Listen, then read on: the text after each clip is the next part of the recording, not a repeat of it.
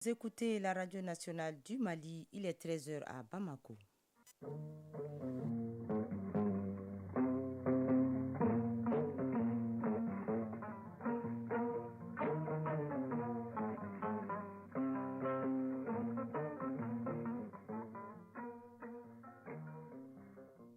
Le journal Tenemba Monikata. Bienvenue à la deuxième édition des Mali Actualité. Les cartes nationales d'identité biométrique sécurisées sont maintenant disponibles. Le retrait a officiellement commencé hier. Des numéros spéciaux livrés dans ce journal orientent sur les sites de retrait. Ramadan des jeunes, des scolaires et étudiants, c'est le dossier de Awa Adama Koulibaly qui trouve que rien n'est facile pour ces jeûneurs particuliers. Et sport du football avec Aridou Matina en fin d'édition. Mesdames, Messieurs, bienvenue.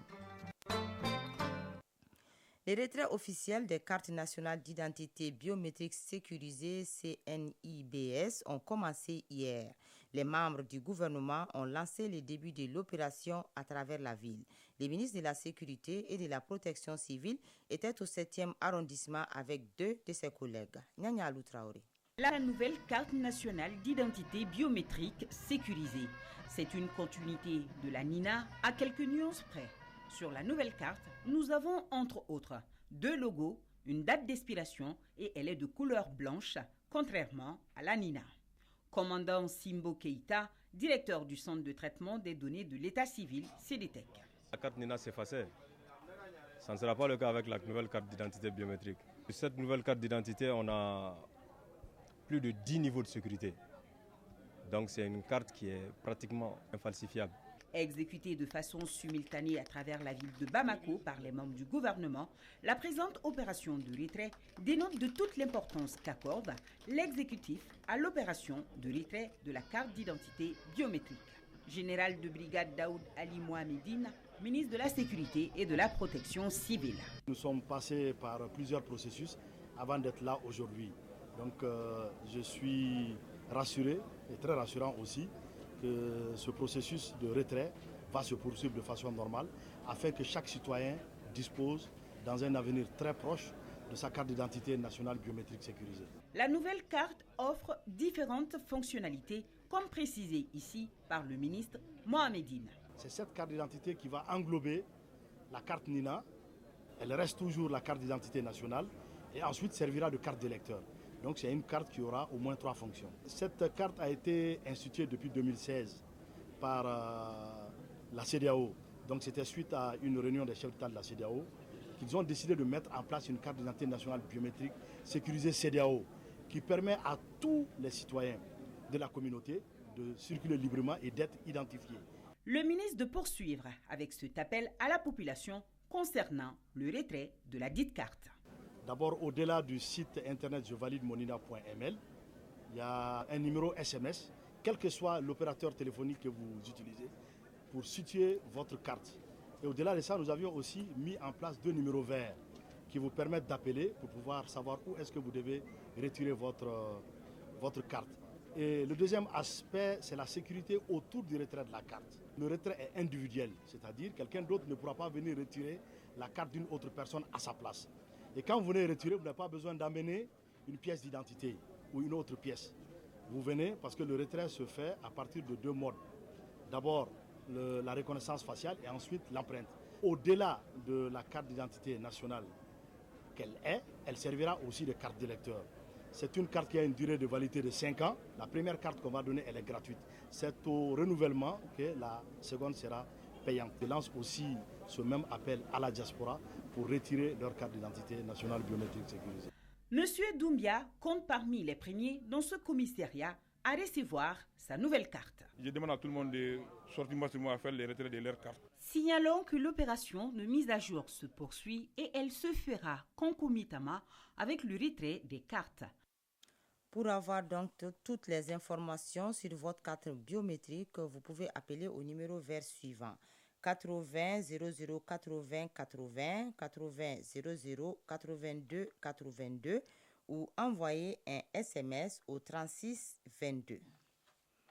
Les projets accélérer les progrès vers la couverture sanitaire universelle est né de la volonté du gouvernement du Mali et de ses partenaires d'améliorer surtout la santé des femmes et des enfants. Un projet de 4 ans qui tire vers sa fin. Il est mis en œuvre au CESCOM de Katikoko. Le projet couvre aussi 4 régions et les districts de Bamako. En 3 ans de mise en œuvre, plus de 35% de la population cible a bénéficié des avantages de ce projet. C'est le constat fait par le ministre de la Santé et du Développement social qui a visité l'unité de gestion du projet hier après-midi à Kati. Awa Ditma Kamara. C'est la récréation au groupe scolaire Notre-Dame du Niger. L'heure de se dégourdir les jambes, mais aussi de manger. Ce dernier plaisir, Aminata ne peut se le permettre aujourd'hui. Aujourd'hui, je ne vais pas acheter à manger parce que je suis en jeûne. Comme elle, ils sont nombreux, ces élèves.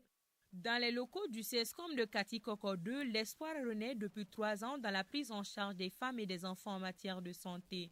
Cela grâce au projet intitulé « Accélérer les progrès vers la couverture sanitaire universelle PACSU », un projet gigantesque initié par le gouvernement et certains de ses partenaires. La structure reçoit la visite du ministre de la Santé. Djeminetou Sangaré vient évaluer le travail fait à quelques mois de la fin du projet. Des visites suivies des séances d'explication. Dr Ousmane Habib Diallo, coordinateur du projet PACSU. Avec 1983 formations sanitaires qui sont sous contrat FDR. En parlant de formations sanitaires, notamment les CESCOM, les maternités, les privés et puis les CCRF aussi sont tous sous formation. Et avec ces formations, comme je le disais tout à l'heure, ils ont pu réaliser plus de 690 bâtiments ont été construits par les formations eux-mêmes sur fonds propres. Plus de 260 réhabilités. Plus de 337 personnels qualifiés ont été recrutés par les formations sanitaires eux-mêmes en fonction de leurs besoins. Mariata Diabaté, porte-parole des bénéficiaires. C'est une bonne initiative.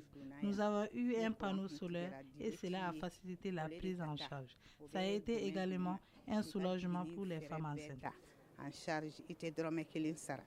Les cibles du projet sont les femmes en âge de procréer, les adolescents et les enfants. Marcel Germain, ambassadeur du Royaume des Pays-Bas au Mali. C'est une visite très importante de voir ce qui se passe au terrain. Je pense que la provision des services de santé de base est vraiment très importante pour les femmes, pour la population, mais surtout aussi pour la stabilité et pour renforcer le contrat social entre les citoyens et le gouvernement. Djeminetou Sangaré, ministre en charge de la santé. Ça a permis au CESCOM d'être autonome, de pouvoir faire des dépenses sur fonds propres, de pouvoir faire des recrutements et d'acheter des équipements de labo, améliorer l'accueil et tout ça. Je pense que c'est quelque chose de positif et quelque chose à encourager. J'ai pris bonne note des attentes, des demandes. Donc il s'agit de rendre opérationnel très rapidement l'assurance maladie obligatoire dans les plus brefs délais. Le PACSU couvre les régions de Koulikoro, Ségou, Mopti, Gao et le district de Bamako. En 3e région, la technique de la prise de vue artistique face à l'évolution de la photographie des mariages, c'est le thème d'une session de formation de 3 jours. Débutée hier à Sikasso, la session est organisée par le Centre de formation en photographie Yamaru Photo à la demande de l'Association des photographes de Sikasso. Mustapha Doumbia. La photographie d'art, c'est le principal sujet au centre de cette session organisée par Yamaru Photo en collaboration avec l'Association des photographes de Sikasso. Yamaru Photo est un centre de formation en photographie basé à Bamako, un centre qui bénéficie du soutien financier de la fondation néerlandaise Dunno. Seydou Kamara, directeur artistique de Yamaru Photo. L'atelier de renforcement des capacités de Sikasso vise à rendre professionnelle la photographie dans cette ville riche en culture par la formation des acteurs. La technique de la prise de vue artistique face à l'évolution de la photographie des mariages est le thème de cette formation qui regroupe 20 photographes à la demande de l'Association des photographes de Sikasso. Suleiman Ouattara, président de l'Association des photographes de Sikasso. Offrir des nouvelles connaissances dans le domaine de la photographie artistique. Toutes choses qui manquaient beaucoup aux photographes de Sikasso. Oumar Kouyaté, sous-préfet de Blenjo, représentant la gouverneure de la région de Sikasso. vous allez apprendre les connaissances nouvelles dans le domaine de la photographie d'art, qui permettront de mettre en valeur, par les moyens de vos appareils photographiques, la diversité culturelle et le vivre ensemble qui existent à Sikasso, la cité du Kennedy. Yamarou Photo et l'association des photographes de Sikasso entendent entreprendre d'autres formations pour d'autres photographes de Sikasso. Sikasso, Mustapha Doumbia et Suleiman Bamba pour l'ORTM. Les dossiers de notre édition à présent. Le mois d'abstinence Ramadan est tombé cette année sur la période de forte chaleur au Mali et en pleine année scolaire. Tout bon musulman est appelé à observer les jeûnes. Ils sont nombreux donc, les élèves et étudiants qui accomplissent tant bien que mal les 4e piliers de l'islam. Habitués ou pas, ils doivent supporter de longues et fatigantes journées. Malgré leur bonne volonté, la faim et la réflexion ne font pas toujours bon ménage. Comment s'en sortent-ils au quotidien? Réponse dans ce dossier signé Awa Adama Koulibaly.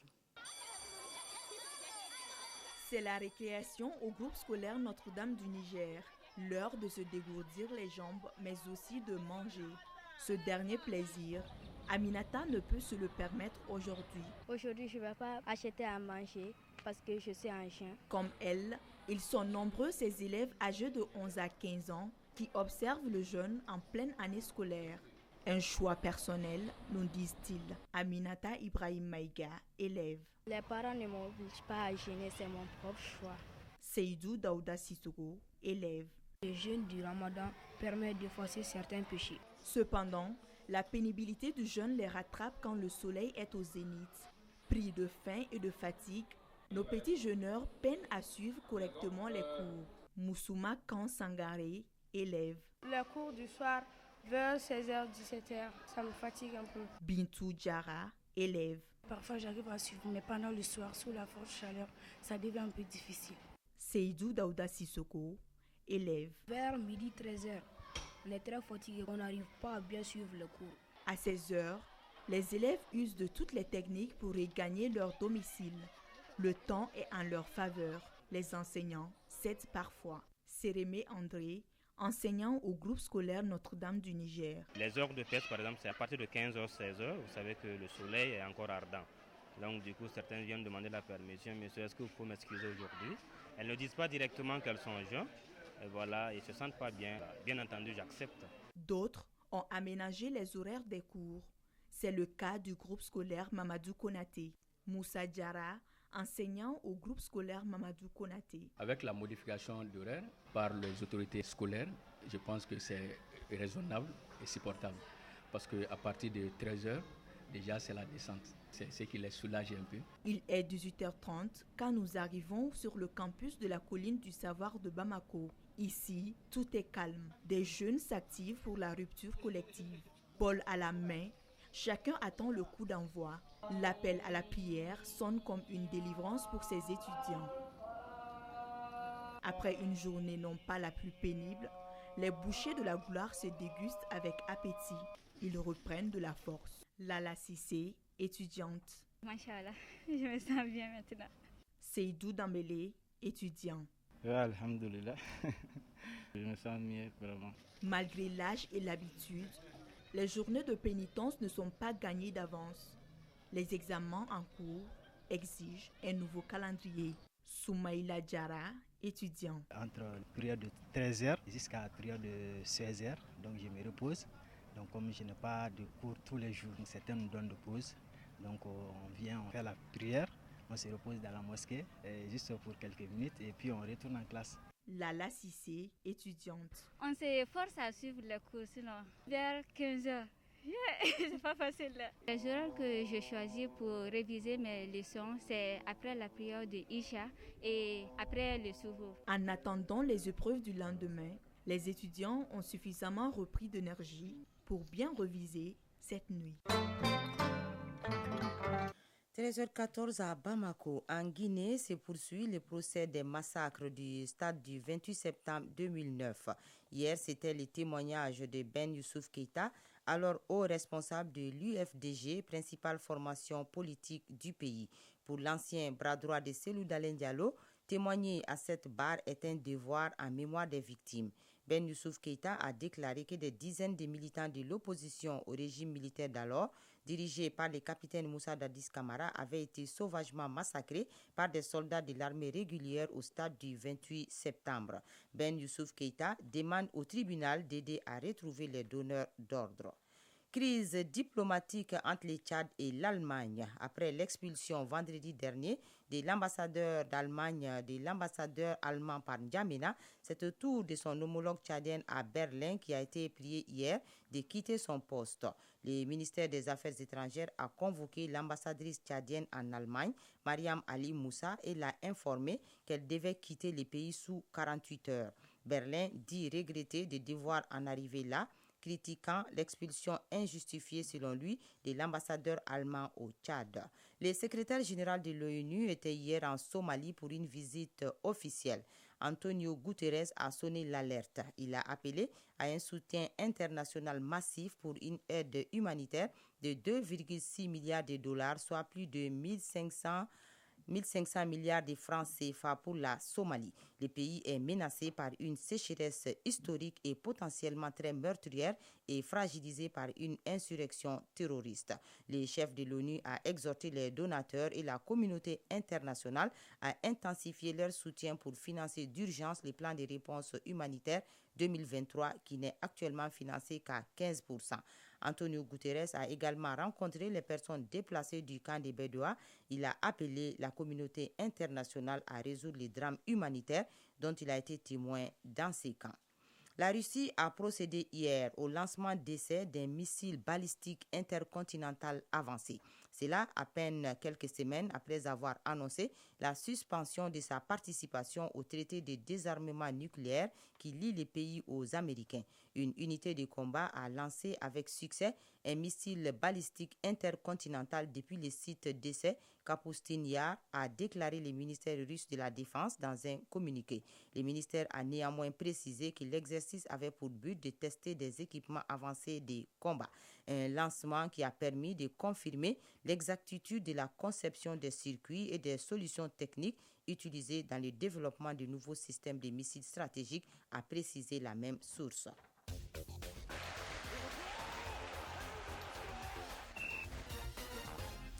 Bienvenue à Radio Matina. Merci, Tenema Monikata.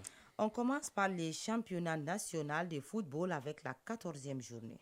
Oui, cette 14e journée s'est poursuivie hier avec deux rencontres. Yélé Olympique, en dernière position du classement, s'est incliné 1-0 devant l'AS Bakaridjan à Bougouni au stade Moussa Diakité. L'USFAS l'a emporté 3-0 face à Black Star de Badalabou. La suite, c'est demain jeudi avec le choc Stade Malien de Bamako, AS Real de Bamako. Une rencontre prévue à Koulikoro au stade Modou Diarra H. La Fédération malienne de football adresse une lettre circulaire aux secrétaires généraux des ligues et des clubs par rapport au calendrier de la saison. En raison du retard accusé dans la tenue des différentes compétitions régionales et nationales, l'instance suprême de notre football a ainsi modifié les dates des compétitions à venir. Les quarts de finale de la 62e édition des Dames Coupe du Mali se joueront les 23 et 24 avril prochains. Le tirage au sort des demi-finales sera effectué le 8 mai en direct sur l'URTM dans l'émission Score. Les deux demi-finales se joueront le 13 et le 14 mai et la finale est prévue soit le 3 juin ou le 10 juin. S'agissant de la Coupe du Mali des Dames, le tirage au sort des huitièmes de finale est prévu ce mercredi à la FEMA Foot et la finale aura lieu le 26 mai prochain. Concernant les noms des champions régionaux en vue du tournoi de montée en première division, la date limite de réception des noms de ces champions de chaque ligue est prévue le 5 juin. Quant au tournoi de montée en première division, il se déroulera du 16 juin au 25 juin 2023 selon la lettre circulaire publiée par la Fédération malienne de football. En Côte d'Ivoire, 3 stades construits pour la CAN ont été baptisés. Réalisés pour accueillir la prochaine Coupe d'Afrique des Nations, les 3 terrains ont été baptisés par le chef de l'État ivoirien, Alassane Dramane Ouattara. C'est là sur proposition du ministère des Sports. Ainsi, le stade de Korogo portera le nom de Feu Amadou Gon Coulibaly, ex-premier ministre originaire de la région, décédé le 8 juillet 2020. Le stade de Yamoussoukro, lui, portera le nom d'un autre ancien premier ministre ivoirien. Il s'agit de Charles Konan Banny, décédé le 10 septembre 2021. Concernant le stade de San Pedro, il sera baptisé du nom de Laurent Pokou, ancien international et légende du football ivoirien, décédé le 13 novembre 2016. Notons que la prochaine Coupe d'Afrique des Nations aura lieu du 13 janvier au 11 février 2024 en Côte d'Ivoire. En Europe, les 2 derniers quarts de finale allées de la Ligue des Champions se jouent ce soir. Ces 2 rencontres sont Real Madrid, détenteur du trophée. Chelsea et Naples sera face au Milan AC. Le coup d'envoi de ces 2 rencontres est prévu à 19h temps universel. Hier, la première partie de ces quarts de finale allait à démarrer. Les Portugais de Benfica Lisbonne, auteurs cette saison d'un parcours impressionnant dans la compétition, ont été battus à domicile par les Italiens de l'Inter Milan qui se sont imposés 2 buts à 0. La manche retour est prévue la semaine prochaine en Italie pour la rencontre phare de ces quarts de finale. Manchester City Bayern Munich, une affiche considérée d'ailleurs comme la finale avant l'heure. Ce sont les Anglais de Manchester City qui ont réalisé la bonne opération dans une rencontre très tactique entre 2 des meilleurs techniciens du monde, Pep Guardiola et Thomas Tuchel. C'est finalement le technicien espagnol Pep Guardiola qui s'en sort victorieux. Les Sky Blues l'emportent 3-0 et sont désormais en ballottage très favorable avant la manche retour prévue le mercredi prochain en Allemagne chez le Bayern Munich à Allianz Arena de Munich. Merci Adju Matina, merci. Chronique de l'environnement. La chronique de l'environnement s'intéresse aujourd'hui à la gestion et à la valorisation de la biodiversité. L'Association malienne pour la conservation de la faune et de l'environnement et l'ONG Donko sont les acteurs de la mise en œuvre de ces actions. Elles appuient les initiatives de développement local compatibles avec la gestion de la faune et de la flore dans 6 communes de la région des Cailles. Agibou Koulibaly.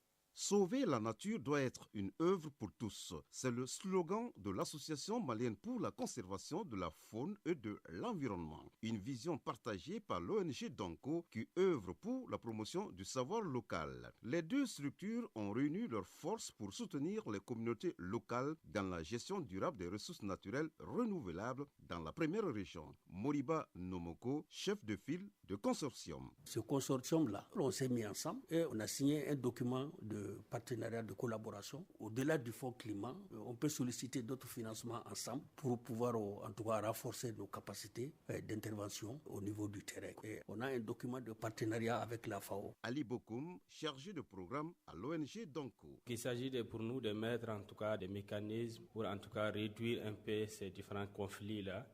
Il y a les mécanismes tels que les conventions locales. On a 2 conventions, la convention de Doro et la convention du lac Magui. Ce sont ces conventions qui seront redynamisées, qui vont en tout cas prendre en compte la gestion des espaces de pâturage. Il y a aussi l'aménagement des aires pastorales. On va aussi appuyer les équipes communales par l'élaboration des plans d'aménagement des terroirs, les schémas d'aménagement des terroirs, qui prendront en compte en tout cas l'aménagement de ces espaces. À ce niveau aussi, il y a aussi la matérialisation des pistes et couloirs de transhumance. À l'heure actuelle, nous avons identifié à peu près 75 km de pistes et couloirs de transhumance. Ces pistes seront matérialisées à travers des balises. Une initiative qui appuie d'une part les collectivités locales et les organisations de la société civile pour la promotion d'activités génératrices de revenus et un développement écologiquement durable d'autre part. Amadou Koulibaly, maire de la commune rurale de Ségala. C'est des activités, en quelque sorte, c'est la conservation de l'environnement, des activités qui concernent la régénération naturelle assistée de la faune, la formation des paysans, des femmes et des activités qui tournent autour de l'identification des aires pastorales, des pistes pastorales, donc aider les communes à mieux gérer leurs ressources, à mieux gérer les acteurs qui travaillent dans la commune. Maïmouna Tall, présidente de la coordination des femmes de Konyakari. Dans notre localité, ce projet nous a apporté la propriété. Ils nous ont donné des arbres à planter, des semences, des grillages. En bref, ils nous ont donné, nous les femmes, tout ce dont on a besoin pour notre avancement. Pour moi, ce projet est une aubaine. Ce consortium, Association malienne pour la conservation de la faune et de l'environnement et l'ONG Donko est parrainé par la FAO à travers le Fonds Climat Mali. Merci Agibou Koulibaly et c'est ce qui met fin à cette édition, une présentation de Tenemba Monikata, mise en onde assurée par Bintou Traoré et réalisation d'Ose Baba Diarra, mise en ligne par Sekou Traoré, coordination générale Ousmane Dao. Merci à vous de nous avoir suivis.